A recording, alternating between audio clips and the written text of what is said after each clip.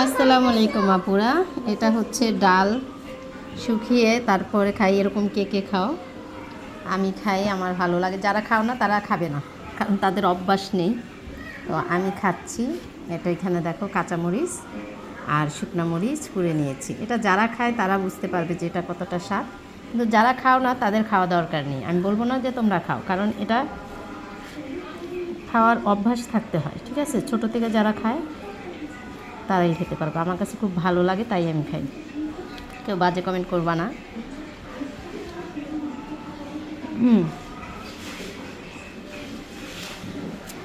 অনেক টেস্ট। না, আগে শুকনো মরিচ দিয়ে খাবো। আমি এখন এটা খাবো কাঁচামরিচ দিয়ে। অনেক টেস্ট আপু, এটা দেখলে আমি লোভ সামলাতে পারি না। আমার এখন রান্নার সময়, অথচ আমি ভাত খেতে বসছি।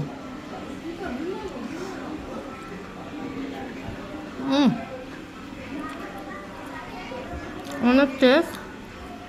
মানে কাঁচামরিচটা যেরকম ঝাল সেরকমই ঘ্রাণ। একটু লবণ নিয়ে নিয়েছি, লবণ কম হয়েছে। ঝাল কিন্তু অনেক টেস্ট। কারা কারা খাও এরকম আমাকে কমেন্ট করে জানাবা অবশ্যই।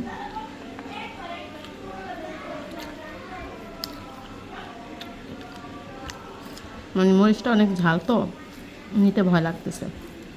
এটার সাথে একটু পেঁয়াজ, কাঁচা পেঁয়াজ আরও ভালো লাগে।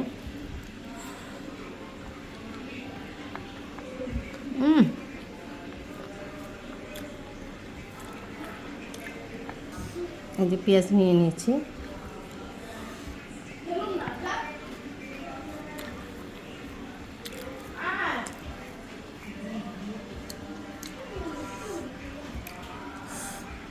ঝাল অনেক।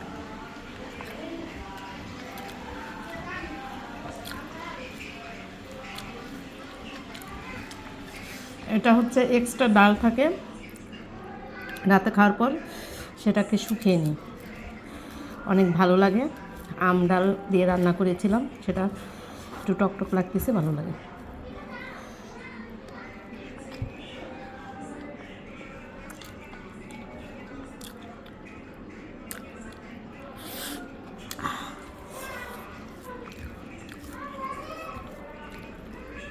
আমার ভিডিওটা যার ভালো লাগবে অবশ্যই লাইক কমেন্ট সাবস্ক্রাইব করে আমার পাশে থাকবে। ভালো না লাগলেও সেটা কমেন্ট করে জানাবে।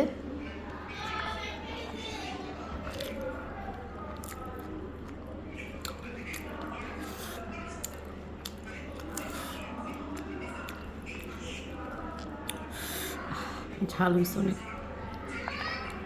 আমি ঝাল খেতে পছন্দ করি।